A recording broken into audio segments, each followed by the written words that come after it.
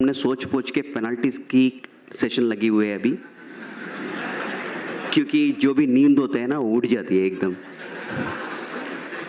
अभी तक रौटेला साहब और हमारा राकेश सिन्हा साहब बहुत अच्छी चीज़ बताया, और अभी मैं ये बोलना चाहता हूँ, there are two things I would like to flag. पहला क्या होता है कि ये डॉक्यूमेंट अपडेट प्रोजेक्ट में आप किसी प्रकार की स्टैंडर्ड सर्टिफिकेट मत लीजिए। Standard certificate is not accepted for document update project. ये डॉक्यूमेंट अपडेट प्रोजेक्ट हम इसीलिए कर रहे हैं कि जिसका पुरानी डॉक्यूमेंट्स हमारे पास नहीं है, अगर वहाँ भी हम स्टैंडर्ड सर्टिफिकेट अप्रूव करेंगे तो गलत बात है, उसका पर्यवसान बहुत कठिन होता है।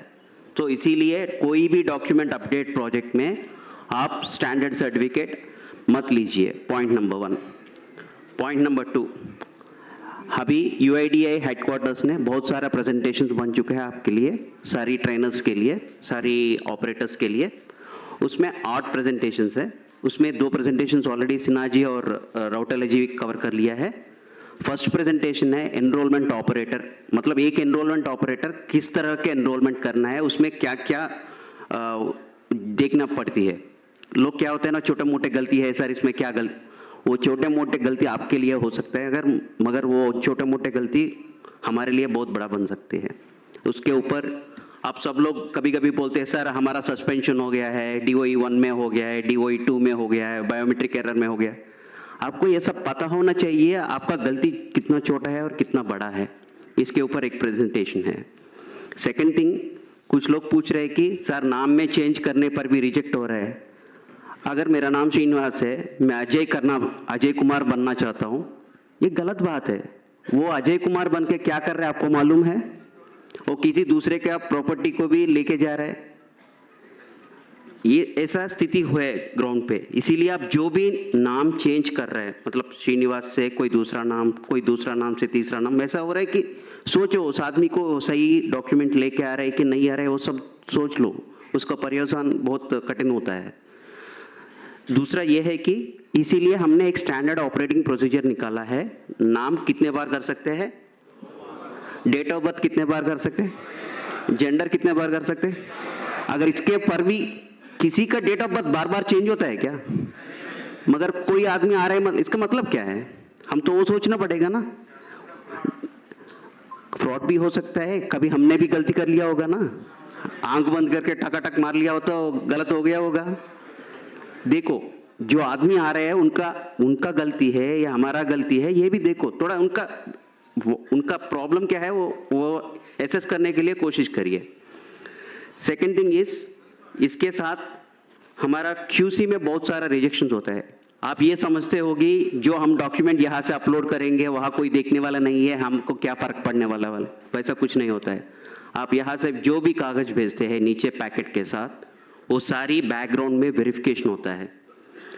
मैं आपको बोलता हूँ, मानने न मानो आपका बात है, डॉक्यूमेंट होता है, डॉक्यूमेंट को इस तरफ आगे साइड उनका प्रूफ ऑफ आइडेंटिटी होता है। फ़ोन पे बात करते रहे या कोई दूसरे बात करते रहो, उल्टा करके स्कैन करते हैं। मेरे को क्या आता है, वाइट पेपर आता है। ये DOE 1 है, क्योंकि जहाँ पे प्रूफ ऑफ आइडेंटिटी अपलोड करना था आपने सफ़ेद कागज अपलोड किया। ये तो एकदम फ्रॉड है। वो आप गलती से भी कर लिया होगा मगर it has a long lasting effect. दूसरा क्या होता है ना, किसी ने POA डॉक्यूमेंट दोनों दिया था आपको, एक के बाद एक स्कैन करना था, वो भी फोन पे लगे हुए हैं, दोनों डॉक्यूमेंट लिया, स्कैनिंग वैसा हुआ कि पहला डॉक्यूमेंट आधा स्कैन हो गया, दूसरा डॉक्यूमेंट आधा स्कैन हो गया। आप जान ही नहीं देते हैं, वो गलत बात है। तीसरी बात यह है कि ये देखो मेरा 10 उंगलियां है यहाँ पे, ये दोनों में बायोमेट्रिक्स नहीं आ रहा है, मगर आप इसको, कुछ लोग ऐसा समझते हैं कि हाँ ये एक्सेप्शन है, हम 8 उंगली को ले लेंगे बायोमेट्रिक और इसको एक्सेप्शन मानते। ये गलत है, बहुत बड़ा गलत है। इसका 2 उंगली है यहाँ पे, इसका उंगली नहीं है, वो अलग सी बात है, ये एक्सेप्शन बनती है, मगर ये एक्सेप्शन नहीं बनती है। इसके लिए भी अलग सा तरीका है। अगर किसी का रेजिडेंट आपके पास आया, उनका 2 उंगली का बायोमेट्रिक्स नहीं आ रहा है, उसको कैप्चर करना है तो डेटा, उसका प्रोसेस ही अलग है। मगर क्या होता है ना, इसको एक्सेप्शन में डाल देते हैं। It is a fraud once again, क्योंकि वहां पे उंगली है, आप इसको एक्सेप्शन मान रहे हैं, कहां से एक्सेप्शन आ गया? ये है one more presentation on this particular aspect. इसके बाद क्या होता है, रौटेला साहब ने बताया था कि किसी ने वो आपको फोन पे बोलता है अभी आधा घंटा में आप नहीं करेंगे तो आपका दुकान बंद हो जाएगी, आपका क्लाइंट बंद हो जाएगी। ये सब क्या होता है, आपको मैसेजेस आता है ना क्रेडिट कार्ड्स वगैरह वगैरह में, आगे आधा घंटा में बिजली का बिल नहीं भरेगा तो आपका बिजली काट जाएगी। वो सब फॉल्स है ना, मालूम है ना आप लोग सबको। वैसा ही आपका सिस्टम को कोई एक्सेस कर रहे हैं तो आप एक्सेस क्यों कर रहे हैं, ये गलत बात है, ये भी नहीं करना चाहिए। इसके ऊपर टेक्निकल एस्पेक्ट्स, मतलब जो चीज आप करना है, जो चीज नहीं करना है, इंफॉर्मेशन सिक्योरिटी गाइडलाइंस क्या है, उसके ऊपर एक प्रेजेंटेशन है। इन एडिशन टू दैट, जो नीचे ग्राउंड पे लोग होता है ना, कभी कभी क्या होता है ना, आपको लगता है ये बहुत ट्रिवियल है, इंटरनेट केबल उस दिन ठीक से नहीं लगाया होगा, बोलते हैं आधार वाले ने आज सर्वर चालू नहीं किया, मेरे को सिस्टम नहीं ऑनलाइन हो रहा है। वैसा भी स्थिति है ग्राउंड पे। छोटे मोटे चीज होता है, कभी कभी आपका सिस्टम को रीस्टार्ट करना पड़ता है, एक सर्विस को रीस्टार्ट करना पड़ता है, वो कुछ भी नहीं करते हैं, बोलते हैं आज आधार का सर्वर काम नहीं कर रहे, वो गलत बात है। ये छोटे मोटे, बहुत छोटे मोटे चीज है जो हम मोबाइल सब लोग यूज करते हैं, अगर कुछ हैंग हो गया तो रीस्टार्ट करेंगे तो काम करते हैं। वैसा कुछ चीजें हैं जहां पे आपको ध्यान दे के जो आपको 5-10 मिनट में प्रॉब्लम सॉल्व कर सकते हैं। मगर क्या होता है ना, लोग सोचते हैं कि ये गलत हो गया कुछ, आज सिस्टम नहीं चल रहा है, ये भी गलत है। इसके ऊपर एक प्रेजेंटेशन है, टेक्निकल एस्पेक्ट्स, मतलब आपकी क्लाइंट को कैसा देखना है, उसमें छोटा मोटा प्रॉब्लम्स आ गया तो कैसा करना है। तीसरा प्रेजेंटेशन ये है कि आपको हर दिन जीपीएस आपको सिंक करना होता है, मगर क्या होता है ना, कभी कभी जल्दीबाजी में आप जीपीएस कनेक्ट करने के टाइम पे उसका जो समय देना है 30 सेकंड या 15 सेकंड का टाइम देना है, आप नहीं देते हैं। आपका लैटिट्यूड लॉन्गिट्यूड आता है 00 00, लैटिट्यूड लॉन्गिट्यूड कहाँ पे है, इक्वेटर पे है, वो इंडिया में है क्या? जो उस दिन आपने मान लो 300 पैकेट्स कर लिया, 200 पैकेट्स कर लिया, सब खराब हो गया क्योंकि ये इंडिया में नहीं हुआ है। हमको ये मानता है कि हमारा इंडिया का लैटिट्यूड लॉन्गिट्यूड आएगा तो हम प्रोसेस करेंगे, मगर आप 00 लैटिट्यूड लॉन्गिट्यूड ले या कोई दूसरे जगह का लैटिट्यूड लॉन्गिट्यूड, ये सब क्या होता है ना, जल्दबाज में होता है। ऐसा काम बंद करिए। थोड़ा सा 2-3 मिनट का आप टाइम दे दिया तो, सब लोग ऐसा नहीं कर रहे, 1% 2% ही लोग करते हैं वैसा, वो भी जानबूझ के नहीं करते हैं। जहाँ पे टेक्निकल एस्पेक्ट्स पे ध्यान देना है वो नहीं देगा तो ये सब छोटा मोटा एरर्स होता है।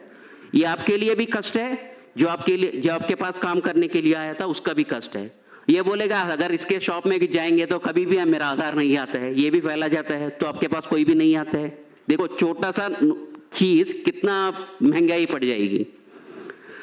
Now coming back to our original presentation, मैंने इतना सारा बोल दिया, मैंने DOE1 एरर, नाम क्यों नहीं चेंज करना है, जेंडर क्यों नहीं चेंज करना है। कभी कभी क्या होता है ना, आपको मालूम है उसने गलत डॉक्यूमेंट लाया हुआ है, वो बोलता है जबरदस्ती करता है आपके ऊपर, ये डॉक्यूमेंट अपलोड करो, आप करते हैं, मगर अगर वो आदमी सही नहीं है तो उसका क्या होता है, उसका रिपरकशन ज़्यादा होता है, आपको देखना पड़ेगा इसको, देख कैसे होगा।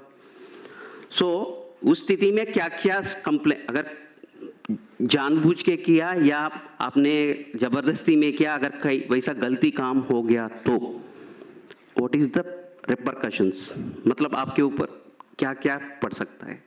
ये डराने की बात नहीं है, आपको ये सब मालूम होना चाहिए। शायद अभी तक आपको किसी ने बताया नहीं होगा, इसलिए हम बता रहे हैं। हमारा ये उद्देश्य है कि आप सब आधार सिस्टम में काम कर रहे हैं। 3 acts are applicable. First is Aadhaar act, second is IPC Indian penal code, third is information technology act. ये तीनों एक्ट के ऊपर FIR डाल सकते हैं अगर गलती बहुत बड़ा है तो। ये किस तरह का गलती हो सकते हैं?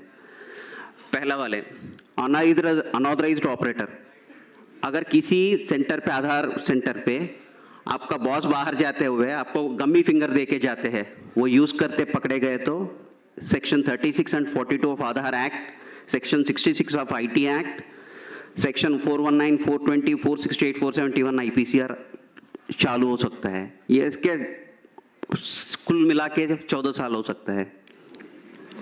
तो ये ऐसा कभी सोचना मत, मतलब अगर किसी ने भी आपको बोलेगा अरे यार मैं भाई 1 घंटा के लिए बाहर रहा हूँ, ये गम्मी फिंगर ले लो, काम करो, मना कर लो, बिल्कुल मना कर लो। वैसा काम बिल्कुल ही नहीं करना है, सोचना भी नहीं है। आपको कभी कभी क्या होता है ना, आपको CSC सेंटर होता है कई सेंटर पे, उस दिन घर में कुछ शादी है, कुछ काम है, क्या करते हैं, हाँ यार सिस्टम लेके घर में करेंगे, क्या फर्क पड़ेगा।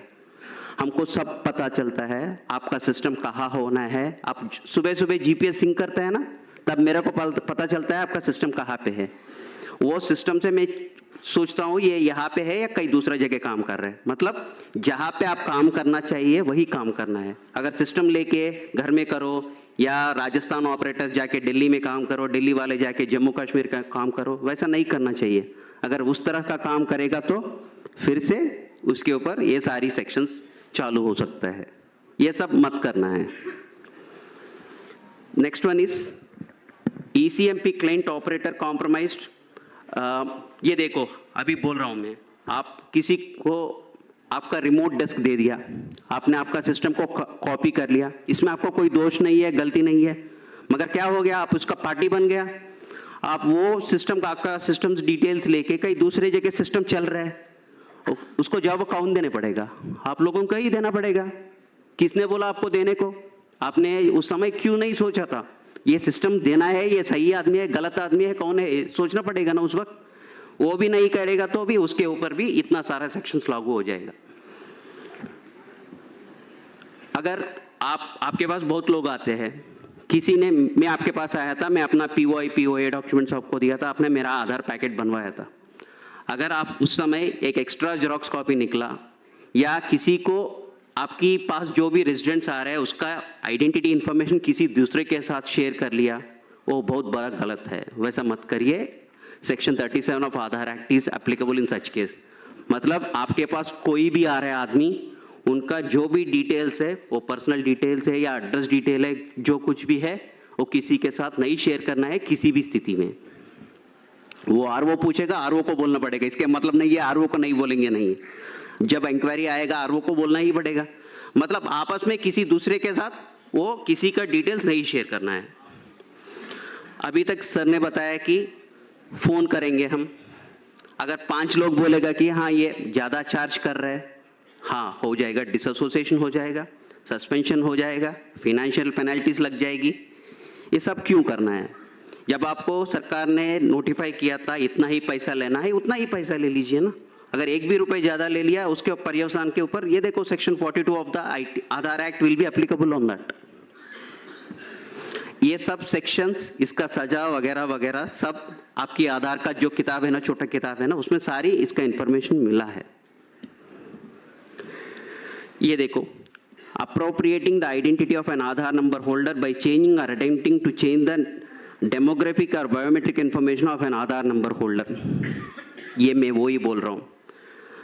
किसी दूसरे का आधार व्यक्ति का, मान लो मेरा नाम श्रीनिवास है, आपको मालूम है मेरा नाम श्रीनिवास है, कोई मैं आके आपको बोला अरे यार मेरा नाम श्रीनिवास से कुमार राकेश सिन्हा कर लो, मैं कुछ काम करना है उसके नाम पे बोल के बोलेगा, तो आप उसमें पार्ट मत लेना। वो सारी वैसा ट्रांजैक्शंस को, सस्पिशियस ट्रांजैक्शंस है, उसको एंकरेज मत करो और से strong on such transactions and don't encourage such transactions. उसका बहुत बड़ा असर हो जाता है। दूसरा यह है कि pretending to be an agency unauthorized to collect identity information of a resident. आप CSC पहले था, अभी किसी के कारण से आपका डिसकंटिन्यूएशन हो गया है, आप लोगों को ये मत बताना कि हाँ अभी भी मैं आधार का ऑपरेटर हूँ, मैं काम कर सकता हूँ, आपका ये करवा सकता हूँ, वो करवा सकता हूँ बोल के मत बताना। अगर वो भी करेगा वो भी गलत है, उसका भी पेनल्टी 3 साल की है सज़ा है और 10,000 की पेनल्टी है। और दूसरा ये है कि intentionally transmitting information collected during enrolment authentication to unauthorized person. मतलब आप पहले भी वही बताया था, किसी के साथ आप इंफॉर्मेशन शेयर करेगा तो 3 साल की सज़ा और 10,000 का पेनल्टी, कभी कभी 1 लाख की पेनल्टी भी हो सकता है कि कंपनी के ऊपर, अगर कंपनी इन्वॉल्व है तो उसमें।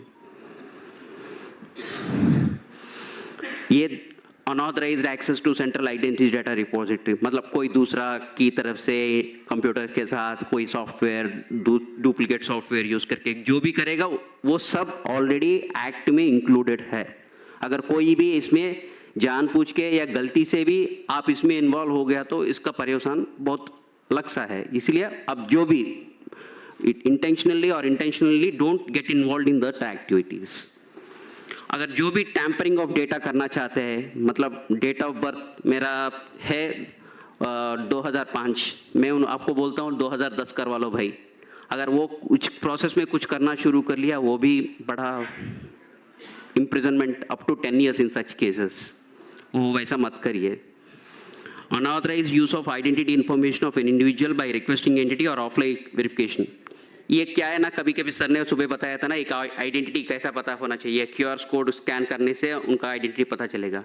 आप क्यूआर कोड स्कैन करके कोई दूसरे वाले को ये मत बताना इनका इन्फॉर्मेशन डिटेल्स क्या है, जिसका चाहिए वो करेगा, आपका नहीं है, जिम्मेदारी नहीं है वो। Failing to comply with requirements of the Aadhaar act, मतलब सीएससी के ऊपर आपके बहुत जिम्मेदारी है। आप सीएससी के लिए काम कर रहे हैं, मतलब इसके आपके ऊपर भी बहुत सारे जिम्मेदारियां हैं। आप अगर वो कंप्लाई ना करेगा तो उसके ऊपर भी पेनल्टीज होता है। In addition of all these things, कोई भी तरफ का एक्सप्लिसिटली नहीं डिफाइन किया हुआ है, कोई भी गलतियां है जिसमें एक्शन करना है उसका भी इम्प्रिजनमेंट पनिशमेंट है। ये आपको सबको पता होना चाहिए, क्योंकि इतना बड़ा प्रोजेक्ट कर रहा है, इसमें कष्ट भी होते हैं और हमारा इसके लाभ भी होते हैं। लाभ हम सबको मालूम है, कष्ट और नष्ट भी सबको मालूम होने से क्या होता है, हम ठीक से काम कर पाएंगे। जो हम सोचते हैं छोटे मोटे गलतियां हैं वो छोटे मोटे नहीं होते हैं, उसका असर बहुत अलग सा होता है। अब तक तो मैं आधार एक्ट का पेनल्टीज बताया था, आधार एक्ट के साथ आईपीसी पेनल्टीज भी चालू होता है कभी कभी। पनिशमेंट फॉर क्रिमिनल कॉन्स्पिरेसी, अगर किसी ने स्टैंडर्ड सर्टिफिकेट दुकानदार वाले से ये करके, हाँ वहाँ जाके स्टैंडर्ड सर्टिफिकेट लेके आइए आपका आधार अपडेट बन जाएगी बोलेगा, वैसा एंकरेज करेगा तो वो भी अलग सी बात है। Whomsoever is party to criminal conspiracy to commit an official offense punishable with death or rigorous imprisonment, कुछ भी हो सकता है। जब पढ़ लीजिए, अंग्रेजी पढ़ लीजिए, ये सब इंटरनेट में भी आपको मिलता है। आपको बस ध्यान देना है, अगर इसके ऊपर आप गलती करेंगे तो उसका पर्यवसान क्या होता है। Section 419 punishment for cheating by personation, अगर आप किसी का नाम लेके जाके आधार में अपना डिटेल्स अपडेट करके, मैं वही बोल रहा हूँ ना, मैं श्रीनिवास हूँ, राकेश कुमार सिन्हा बनना चाहता हूँ, वो चीटिंग है। अगर वो भी आप भी जानबूझ के या बिना जानबूझ के भी आप उसमें शामिल हो गया, उसका पर्यवसान सीरियस होता है। 420 ये सबको मालूम है, 420 का केस क्या होता है, गलती जो भी किस तरफ की भी गलती करेगा तो वो 420 में आता है। 467 फोर्जरी ऑफ वैल्यूएबल सिक्योरिटी, मतलब आप फोर्जरी करो या डॉक्यूमेंट को, कुछ लोग क्या कर रहे हैं कि जब आशीष हमारा क्यूसी मैनेजर वो यहाँ पे है, लंच के बाद वो एक क्यूसी के ऊपर कौन सी एरर्स होती है वो सब बताते हो। आपके पास बर्थ सर्टिफिकेट लगे एक आदमी आता है, मगर बर्थ सर्टिफिकेट में डेट ऑफ बर्थ में व्हाइटनर लगा के डेट ऑफ बर्थ चेंज किया है, मतलब डॉक्यूमेंट इज टैम्पर्ड। उस डॉक्यूमेंट को एक्सेप्ट ही नहीं करना चाहिए था, मगर लोग देखते ही नहीं है, जान नहीं देते हैं, वो स्कैन करके अपलोड करते हैं, वो DOE 1 में आते हैं। मतलब जो गलती कर रहे हैं उनके साथ आप उनको सहायता कर रहे हो, क्योंकि डॉक्यूमेंट में जब व्हाइटनर लगा के डेट ऑफ बर्थ और नाम चेंज किया हुआ है, आप उस डॉक्यूमेंट को क्यों एक्सेप्ट कर रहे हैं? एक्सेप्ट नहीं करना चाहिए था।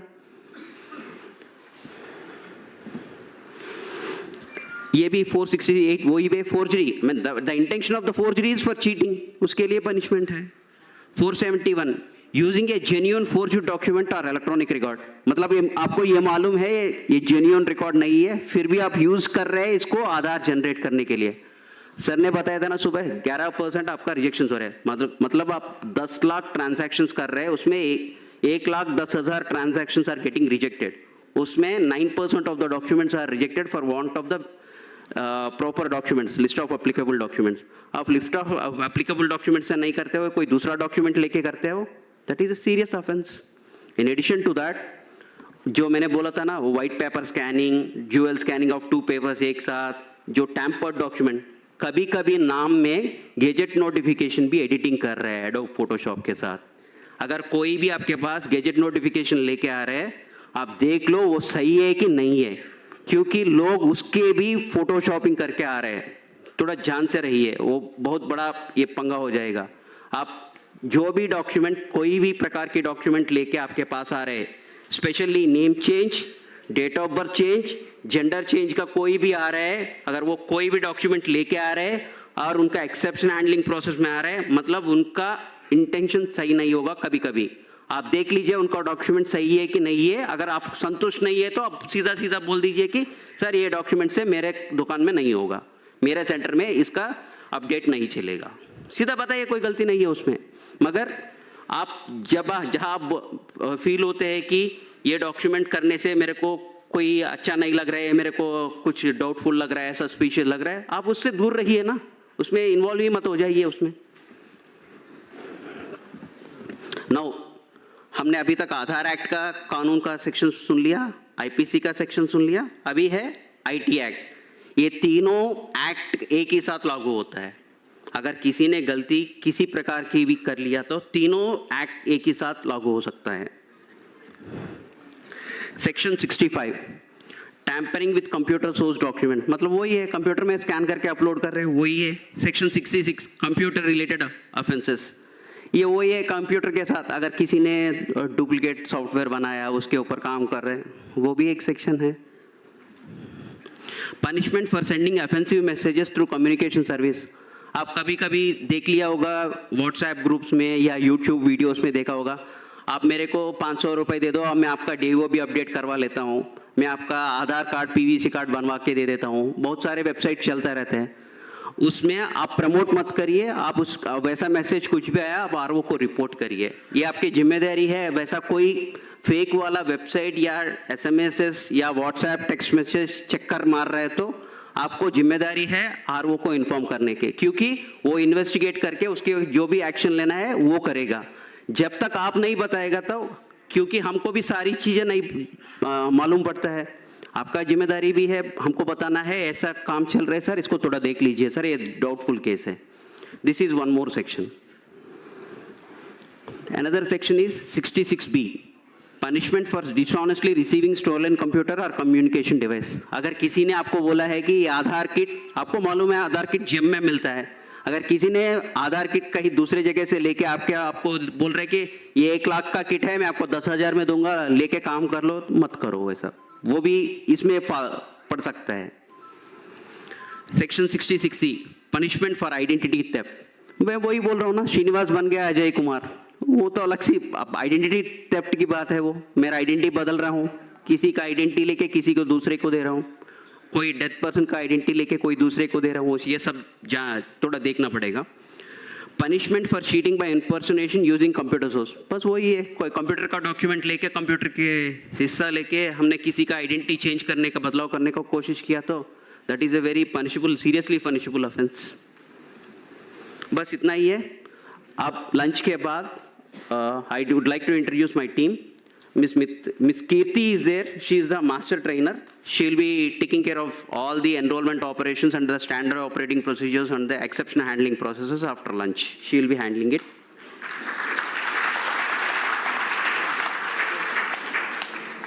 आशीष रंजन है, वो मेरा QC मैनेजर है, वो आपको DOE एरर क्या होता है, किस प्रकार की एरर होता है, आपने कौन सी गलतियां कर रहे हैं, मैं सब लोग नहीं कर रहे होंगे, 1-2 आदमी कर रहे होंगे, मगर गलतियां किस तरह का होता है, DOE एरर क्यों आता है, पहले बायोमेट्रिक एरर क्यों आता है, ये सब आपको एग्जाम्पल के साथ वो एक्सप्लेन करेगा, आशीष रंजन एक्सप्लेन करेगा। उसके बाद जो मैंने बताया था ना टेक्निकल एस्पेक्ट्स, मतलब छोटे मोटे चीजें हैं कंप्यूटर का, वो भी नहीं देखते हैं बहुत लोग, वो देखने का क्या क्या देखना होता है, इंफॉर्मेशन सिक्योरिटी का क्या क्या देखना होता है, वो सब आपको मेरा TTNC टीम वहाँ पे धर्मेंद्र वगैरह है वो लोग बताएगा। आपका इसके साथ लिस्ट ऑफ अप्लीकेबल डॉक्यूमेंट, हम list of applicable documents time to time update करते हैं, इसको आप देखना पड़ेगा, इसके ऊपर आप नज़र रखना पड़ेगा। जो इस लिस्ट ऑफ अप्लीकेबल डॉक्यूमेंट्स है उसी को एक्सेप्ट करना है, कोई दूसरा डॉक्यूमेंट एक्सेप्ट नहीं करना है। मैं फिर से बोल रहा हूँ, डॉक्यूमेंट अपडेट प्रोजेक्ट में स्टैंडर्ड सर्टिफिकेट यूज मना है। सेकेंड थिंग, जो भी अपना नाम चेंज करने के लिए आता है, मतलब श्रीनिवास है, मेरा नाम श्रीनिवास कुमार करना है, कुमार ऐड करना है, लोग क्या करते हैं, लेके स्टैंडर्ड सर्टिफिकेट लेके आते हैं अपना नाम चेंज करने के, वो वाला डॉक्यूमेंट नहीं चलेगा। Standard certificate is not accepted for even minor correction in your name. आपका कोई डॉक्यूमेंट, आपका नाम सरकारी वाला जो भी डॉक्यूमेंट है वही लेके आना है। अगर आप स्टैंडर्ड सर्टिफिकेट से सारी चलेगा वो सोचेगा तो नहीं चलेगा। लंच के बाद जो भी क्वेश्चन एंड आंसर है लास्ट सेशन में वो सब